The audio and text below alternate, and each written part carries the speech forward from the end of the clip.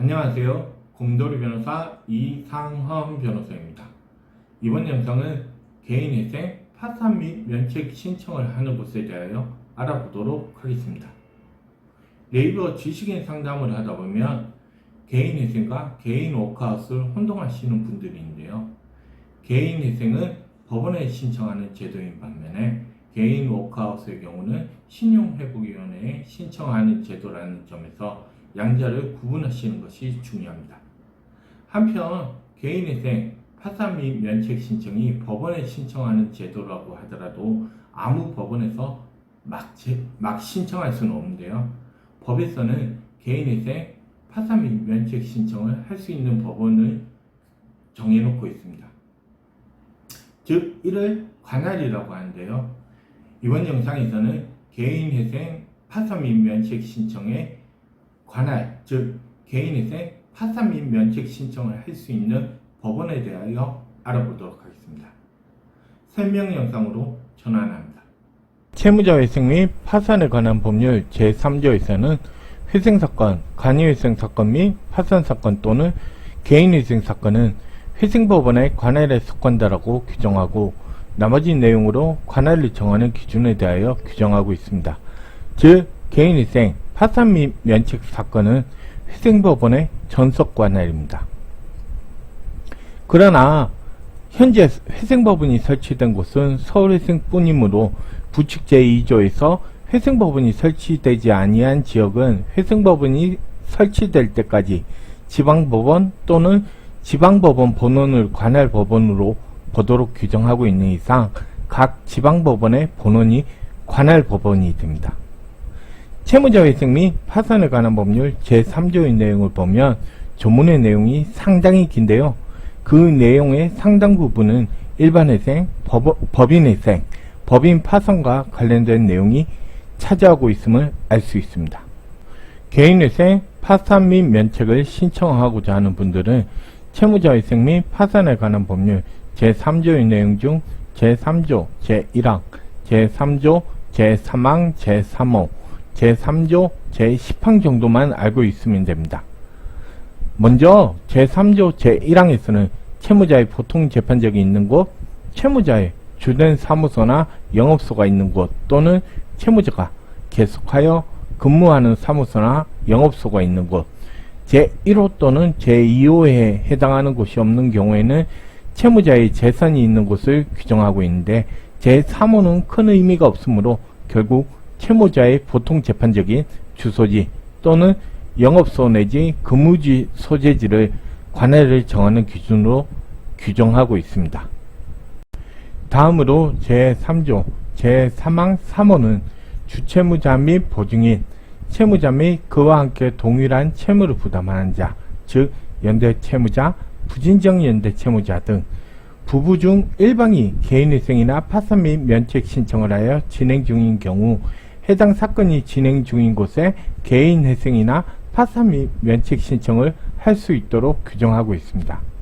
제3조 제10항은 강원도 영동지방인 강릉시, 동해시, 속초시, 양양군, 고성군의 경우 지방법원 본원인 춘천지방법원이 아닌 춘천지방법원 강릉지원에서 개인회생, 파산 및 면책 신청이 가능하다고 규정하고 있습니다.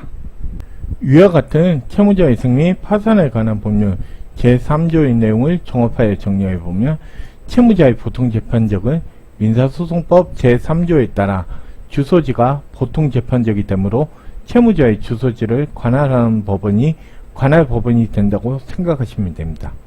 이 경우 채무자의 실거주지가 주민등록지와 같으면 문제가 없으나 실거주지와 주민등록지가 다른 경우에는 실거주지를 기준으로 결정이 된다고 보시면 됩니다.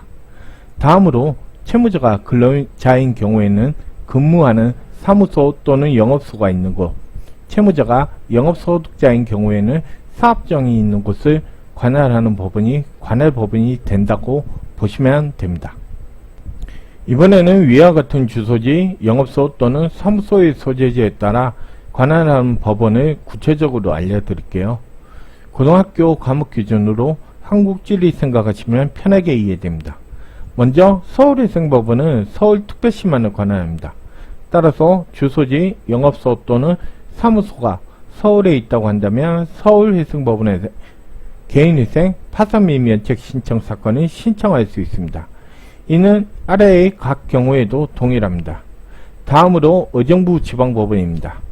경기도 북부 지역에 주소지, 영업소 또는 사무소가 있어야 합니다. 의정부 지방법원의 경우 주의하셔야 할 점이 하나인데요. 경기도가 아닌 강원도, 철원군도 포함되어 있음을 주의하셔야 합니다. 인천지방법원의 경우 인천광역시, 부천시, 김포시를 관할합니다. 수원지방법원의 경우 경기 남부지역을 관할합니다. 춘천지방법원은 강원도 지역을 관할하는 것이 원칙인데요. 앞서 본 바와 같이 강원도 철원군의 경우 의정부지방법원의 관할로 되어 있으므로 춘천지방법원의 관할에서 제외되어 있습니다.